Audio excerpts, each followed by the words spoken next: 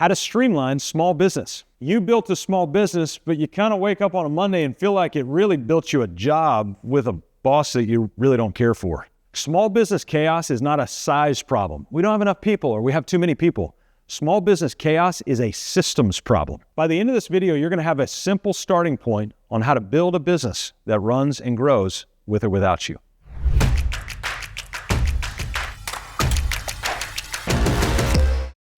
So I was speaking to a group of contractors in a small Midwestern town about 6 months ago, and from time to time I'll get invited to come to builder peer groups and come facilitate a full day or a half day or 2 full days with them, and we'll start to walk through. And I'm always interested at the beginning of our time, I've done this enough now where I can kind of see how the group migrates over time. The group knows each other, but they don't know me and I don't know them. And so first couple hours, we're all kind of showing our best selves, and then about hour 3 or 4, one of the peer group members starts to crack and really shows their true selves and starts to sort of out their situation. Well, in this one particular peer group that I was working with, there was a builder. She had owned this company for about 8 years, actually bought it from her father. And as she was going through, the initial overview of her company smelled like roses. And then about a half an hour in, it started to smell like not roses, if you catch my drift at this point, right? I got to give her credit. She was open, she was candid, she was transparent about the business. And what I had heard in the stories that she was telling is that she was fundamentally working 6.5 days a week. She had run a business that was doing $7 million a year, and her net income was about $60,000 a year. And I pulled her aside and told her, I said, hey, either you're going to have to change something, or it may be better off for you to just go get a job, because you could actually make more money, work less time, and you've got margin to be able to do the things that you love. And you could tell it really hurt her, and at the same time, it kind of sobered her up to the reality. I'm happy to report that over the next few months, she started to implement some of the things I'm going to talk about in this video. And now she no longer works 6.5 days a week. She works a 5 full day work week. And she's not sitting around at her kitchen table doing estimating and bidding at 11:37 on a Friday night. She's actually with her family. How did she do it? It's because she learned to streamline her business with one operating system. Hey, I want to bust a myth really quick. Most owners play hero ball. There's a lady named Brene Brown. She's a psychologist, and she talks about this idea of above the line and below the line leadership. Most of us, myself included, tend to bias ourselves below the line in our leadership. And we do it in what Brene Brown says is one of 3 ways. We either play the hero, we swoop in and save the day. The second way we do it is we play the victim. Oh, nobody knows how hard this is. They don't see me flying the red eyes after going to speak and coming home, and we whine and whine and whine. The third way is we play the villain. Cue the music, right? We just come in and scorch earth anybody in our path. Nobody can do it like I do. I'm tired of these people. I'm going to fire everybody. All 3 of those, hero, victim, and villain, all below the line. What we've got to do as leaders is we've got to go above the line, where we coach, co-create, and challenge in appropriate ways. But we can't do that unless we have things systematized.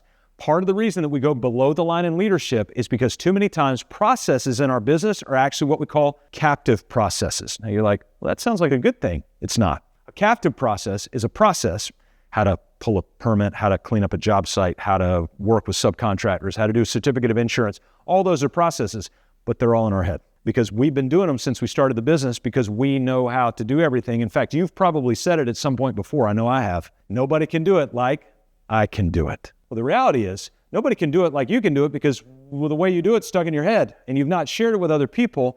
Or if you did, you gave it and took it right back instead of just allowing them to do this. I think it was John Maxwell's somebody, maybe it's apocryphal, that they said this: if somebody can do a task 80% as well as you, then go ahead and delegate it. And we listen to that and we cheer them at the halls and go, yeah, let's delegate. I've never heard that chant, but you get my point. Well, here's the reality. As a business owner, if you really stop and think about that statement, you go 80% as well. Wait a second.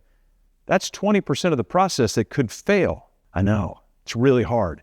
So you really have to come with this reckoning to go, it may not be done perfect, but over time, it will be done as good as I do it. And in some cases, this is where the real ego challenge comes in. It will likely be done better than I do it. Today, we have a team of 12 full-time professionals in our business. 7 of those are full-time coaches. And guess what? They're better coaches than I am. Why? It's because they have way more reps than I do. They're coaching right now while I'm doing this video with you. I haven't taken a new client in 4 years. I wouldn't know how to start with a new client right now. Now, of course I would because we have the document process, but I'm rusty with it. I got to get back up and rolling. Our coaches know how to do this over and over and over again. They're now better at the coaching discipline than I am because they have more reps at it. But here's the reality. I couldn't streamline that. I couldn't pass that off because listen, it's hard to scale coaching and advisory services like what we do. Theoretically, we could have a different answer for every single person we meet with, but we didn't want to do that. We wanted to have a systematic approach to what we were doing. Instead of just all this stuff locked in my head, about 3 years into our business, I started documenting every single meeting that I was having so that we could identify a pattern of what I was coaching on so that I could get that pattern into a system and that system into another person. So about 5 years into our business, we hired our first full-time coach and got that system into him, and that was actually his training to go into that. Now we've expanded that training dramatically based on new processes that we have. But in order for us to be able to streamline that, here's what we had to do.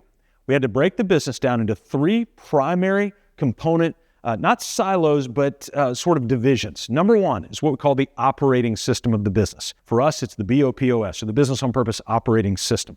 Now, think of an operating system like this. You go hit the power button on your computer on your phone, and that thing boots up. Well, without an operating system, it's just on. That's it. You can't do anything. It's just a screen with a little dash that's there. It's waiting for code. Well, guess what? Most of you can't speak code. It's another language. So the big manufacturing companies have actually created a code into a thing called an operating system. And so in your business, you need an operating system code, but don't freak out. It's a pretty simple way to do it. We've actually identified the code of an operating system into about 29, 30 different parts. And in that, they're broken down into 4 categories. And these are called the 4 foundational cornerstones of every business: purpose, people, process, and profit. So under the purpose vertical, for instance, vision, mission, values, culture, handbook, all those are modules under there to help build the operating system of the business. This whole thing are the tools that run the business. When we say you're working on the business versus working in the business, that's what we're talking about, is working on the tools of the business. The second major division or vertical is what we call the master process roadmap. These are the processes to run the product. By the way, did you know that your product is not actually your product? The thing you sell, the remodel services, the electrical services, the underwater plumbing services, whatever, that's not your product. The process by which you deliver those things is the product that you're selling to the market, because your product is a commodity. There are a lot of other people that do what you do. There's not many people that live in a monopoly, and if you do, you probably don't need to be watching this video. You need to be just going out to the beach because you've got money to be able to do that. All right, so if we want to streamline that, we need to understand that first, that we need to build an operating system. And this is probably a good time to actually direct your attention down in the description below. I have got a link down there to a video. And in the video, I teach you how to run a construction company. Now, don't think that I'm telling you you don't know how to run one. That's not the point. The point is, from front to back, I wanted to get sort of a manifesto of how to run a business for contractor owners. And quite frankly, a little hint, it doesn't matter if you run a contracting business or not. Everything I talk about works. So regardless of your industry, you can click on that, but just know that the majority of our clients are in that contracting space. So go click on that, and you need to know this. It is a very long video. It's not just a video like this. It is a masterclass in how to run a business. I'm going to walk you through, just you and I are going to spend time together. I want you to eliminate distractions, turn off the phones, the emails, get a snack, get a notepad, and let's go sit down and go to work on how to do this. You'll understand the full depth of the operating system, the master process roadmap, and what we call the anchor. That's what puts this thing on recurring repeats. So click on that link in the video below. Because what we're going to do, and I'm going to give you some homework in this video right now to be able to streamline with your master process roadmap. So here's what the master process roadmap is. You ready? So in the operating system, that third vertical of process has within it what we call the master process roadmap. You click on it, opens up a spreadsheet.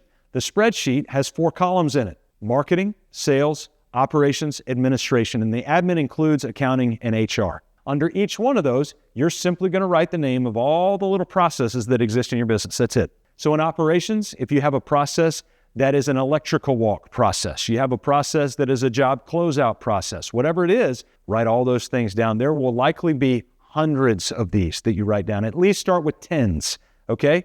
So go with marketing, write down a process on how to update your website, how to post on social media, how to do in-person outreach at networking events. All those are processes in your marketing vertical. And in order to have somebody else do them like you do them so that your business can run and grow with or without you, we have to streamline that. So how do we do that? Once you have that mapped out, so set your timer for 15 minutes, sheet of paper, marketing, sales, ops, and admin, brain dump, just the titles. Then I just want you to pick one. That's it, just pick one. And the one I want you to pick is the next task you're about to do. So if you're about to go run payroll, pick the payroll process. Then when you're doing payroll, I want you to record what you're doing. on screen capture software. You can put a phone up. You can do a voice memo and just talk the whole time. I don't care how you do it. Record it like it's the last time you'll ever do it.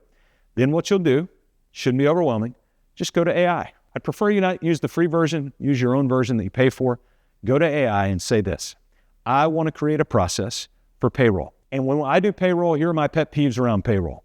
And just give it everything you wanted to give around payroll, then upload what you recorded, and then give it your brand standards, your color codes, your logos, that sort of thing, and say, build me a process in written form, video form, audio form. Yes, it can do all of that. Or if it can give you a prompt to be able to go to another one and do all that. And once you have that, link it back to that little box in your process roadmap that says payroll. That's it. And then the next time you want to run payroll, but you don't want to do it, they go click open the payroll process. They read it, they watch it, whatever format it's in, and then guess what? They do it. And if they have any questions, you just go hit rewind on the process. They don't need to come ask you because you already covered everything. If you want to streamline your business, you're going to have to be committed to not only mapping out those 4 core categories, marketing, sales, ops, and admin, but also creating those processes therein. But then there's a third component of this, and it's what we call the anchor. That's how we give repetitive, predictable, and meaningful training around this. If you're not willing to train, they will not pick it up, and all of these processes will remain captive, locked away in your head, or maybe a little bit better on a sheet of paper, but they're not actually using it and going back to it. We've had a number of people that we built the process roadmap, but they never gained the discipline to go back and review the process roadmap over and over and over again. Hey, make sure you go click on that link in the description below. Why? It's because we want you out of chaos. We have one mission, and it's to liberate you from chaos, to make time for the things that matter most.